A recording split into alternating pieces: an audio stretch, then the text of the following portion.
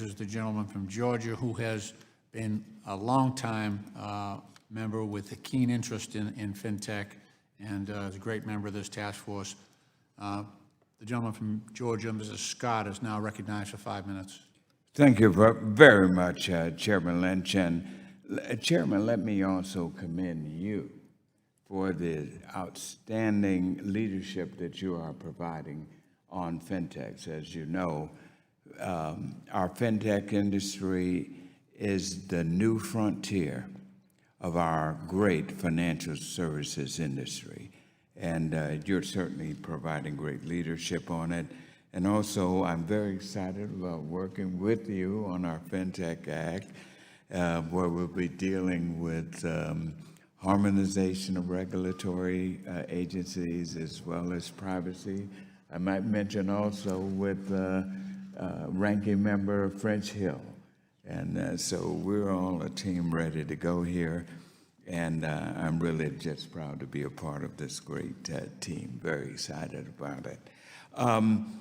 Let me just start out by making this very brief statement. The development of our faster payments framework in the United States, it indeed holds incredible potential for our payment system.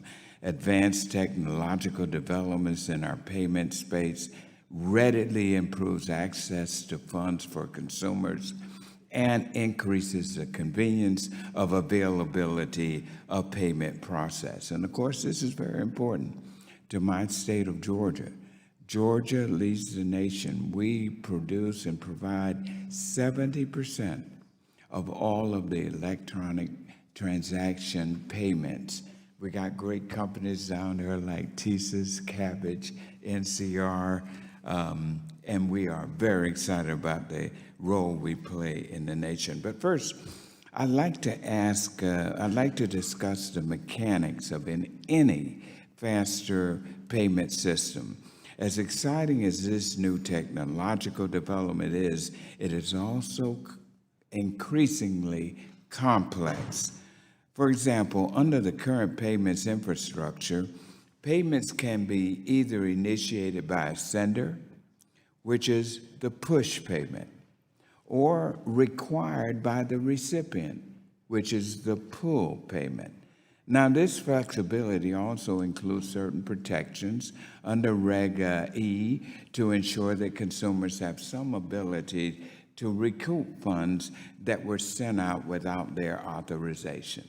A real-time payment system, however, is primarily a push payment system, meaning that once I hand over my money, it's going to be very difficult to get it back.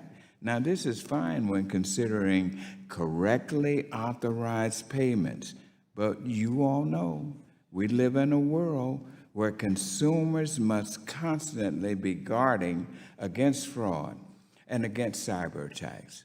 So, Madam President George, do you see any advantage or disadvantage a real-time payment system may bring with regard to a consumer's ability to recoup funds that were initiated without authorization? So you've raised a very important question because consumers will be initiating and the payment will go in real time. And this will be an area as we work with the industry on how education will work. Banks work closely with their customers on making sure they understand how their systems work, and I expect that will continue. We, of course, will be working with the industry more generally on other kinds of fraud mitigation standards and things that may help the system as a whole.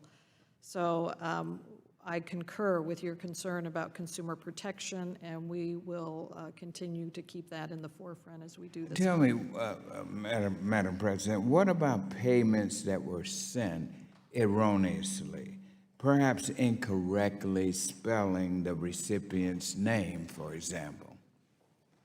So we have not designed the features of our system. Banks are dealing with this issue today. And are operating within the legal structures to serve their customers, including with their own agreements with those deposit accounts. So I agree with you. It is an important issue, and one, as we provide the foundation here, we'll engage with the industry on. Well, Mrs. Sinha, very quickly, how are consumers and recipients notified of a real-time fraudulent payment? And what is the dispute process like for such a payment? So, Congressman, there's multiple ways we can notify the consumer. One is when they initiate the payment, they should be authorizing the payment with a separate code that only belongs to them, and that is sent to them real time once for one-time use. Second one is in some faster payments networks now, we are seeing the regulation coming in to check for beneficiary name, confirmation of payee to be matching the actual name of the payment recipient with the name of the account.